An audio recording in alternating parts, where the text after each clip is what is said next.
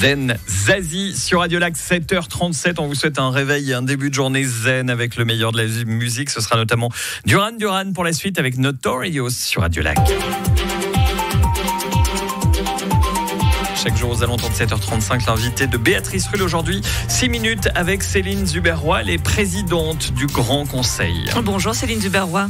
Bonjour. Merci d'être sur Radio Lac ce matin. Madame la première citoyenne du canton, première présidente depuis 15 ans. Il a fallu dépoussiérer un petit peu le siège, dites-moi.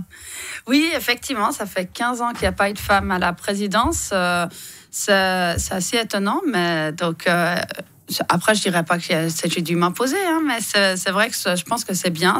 Pour la population, c'est important de montrer aussi que il y a des hommes, mais il y a aussi des femmes politiques qui peuvent accéder aux plus hautes fonctions. Vous avez dépoussiéré le siège cette année. Vous l'avez bien choisi votre année parce que c'était aussi l'année pour présider la cérémonie d'investiture du Grand Conseil. C'était il y a moins d'une semaine. Ça, c'est tout de même impressionnant. Absolument, oui. La prestation de serment de Saint-Pierre, c'est une belle cérémonie comme Genève sait les faire tous les 5 ans. Et c'est vrai que c'était un honneur de pouvoir présider cette séance. Alors, dans votre discours, vous avez insisté sur la désobéissance civile qui n'est pas une option dans notre démocratie. Ce sont vos mots. En clair, tout ne peut pas être fait sous prétexte d'urgence climatique. Mais quand il est urgent, justement, est-ce qu'il ne faut pas urgemment agir, Céline Zuberroy ? Non, je pense que c'est contre-productif. Et comme je l'ai insisté dans mon discours, on a vraiment... Un des pays les plus démocratiques au monde, il y a des outils depuis le temps qui commencent à faire cette désobéissance civile. S'ils avaient utilisé ces outils, qui est donc le référendum, l'initiative, il y a la possibilité d'élire. Donc, là, dernièrement, on a fait les élections générales, on a vu qu'il n'y a pas eu une poussée, par exemple, énorme de la gauche, au contraire, qui défendrait plutôt ces causes. Donc, non, je pense que c'est contre-productif, ça agace profondément et ça n'avance à rien de bloquer des gens qui partent en vacances avec leur famille devant le tunnel du Gothard. Je pense absolument que ça agace juste et que ça n'avance pas du tout la cause. Nous sommes dans une société où l'important, c'est quand même le respect. Comme je l'ai rappelé, les décisions sont prises par la majorité dans le respect des minorités. Ça va dans les deux sens. La majorité doit respecter les minorités, mais les minorités doivent respecter les décisions de la majorité, sinon on ne peut plus vivre ensemble. Si chacun choisit les lois qu'il décide ou pas d'appliquer, ça s'appelle l'anarchie. Comment expliquer tout de même ce désarroi de plus en plus grand des jeunes ? On parle notamment d'éco-anxiété. Il y a un vrai malaise dans cette jeune génération qui a conscience peut-être, attention, ça fait mal plus que la nôtre, de l'urgence d'agir, justement.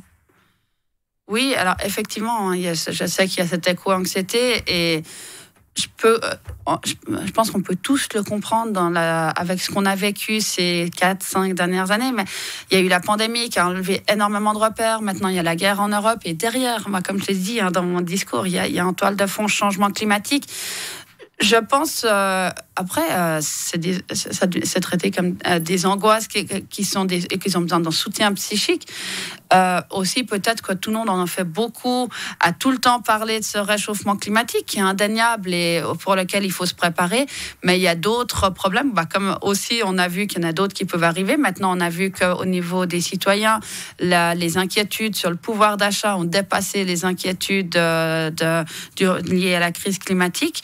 Et je pense qu'il faut sérieusement prendre des mesures. On est en train au Grand Conseil d'étudier la loi climat. Donc, c'est évident qu'il faut prendre des mesures, mais je pense qu'il ne faut pas non plus devenir obnubilé ou ne penser qu'à ça. Il y a d'autres aspects. Et je pense qu'il faut continuer à vivre de toute manière. Une présidente du Grand Conseil qui est PLR avec un Grand Conseil à majorité de droite, bien à droite. Ça ne devrait pas être trop compliqué de faire régner l'ordre, à moins que... Oui, alors la présidente en choix... Vous répondez qu'un grand sourire, je précise pour les auditeurs. Voilà, effectivement. La présidence est impartiale et je dirais que la plénière face à la présidence impartiale ne s'occupe pas tant de sa couleur politique. Donc pour l'instant, la première séance s'est très bien passée. J'ai l'impression qu'on a un Parlement qui est plus calme que la précédente législature. Fou, indexé à droite, c'est beaucoup plus calme. je pense que quand même Ensemble à gauche qui est parti était un parti qui était loin pas d'être le seul responsable, mais qui avait le don d'allumer la mèche. C'est bien connu, Éric Stauffer était à Ensemble à gauche il y a quelques années, mais c'est pas grave. Il n'était pas dans la précédente législature.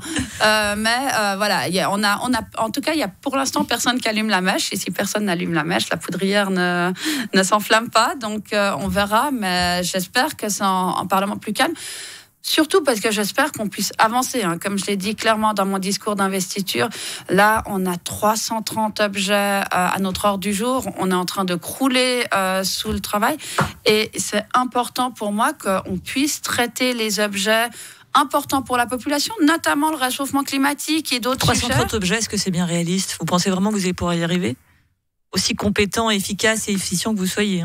J'ai pas dit que je comptais vider. Simplement, au début de la précédente législature, ils étaient à 160. On est à la fin, on a eu 330. J'aimerais déjà casser le mouvement d'augmenter ces objets et petit à petit les réduire. Après, j'ai quelques idées de réformes qui pourront peut-être aider.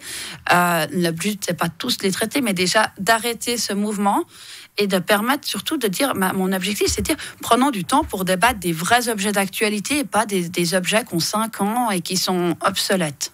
Pour terminer, hier, vous étiez la reine avec Anne Hildpold, les reines de Carouge, votre cité sarde qui vous célébrait. C'est un moment flatteur, émouvant, mémorable ? Comment le qualifier ? Oui, flatteur, émouvant et mémorable, exactement. Je pense que c'est vrai que c'est quand même, je crois que c'est unique d'avoir dans une commune en même temps une accession au Conseil d'État et à la présidence et encore plus de femmes. Et Carouge a vraiment fait la fête en grand. On est arrivé avec un tram historique, un petit défilé dans Carouge. Il y avait la fanfare municipale. Il y a eu plusieurs centaines de personnes qui sont venues. Donc oui, c'était un moment émouvant, je dirais. Carouge, la cité sarde qui voit les choses en grand. Voilà, je leur donne leur nouveau slogan. Merci beaucoup, Céline Zauberrois, présidente du Grand Conseil. Et on l'a bien compris, qui va s'atteler à diminuer la charge des objets qui sont étudiés. On compte sur vous, 300 et quelques. En début de législature, on fera le compte à la fin. Merci. Avec plaisir, merci beaucoup. Interview à retrouver sur toutes les plateformes de podcast et bien évidemment sur radiolac.ch. 8h15.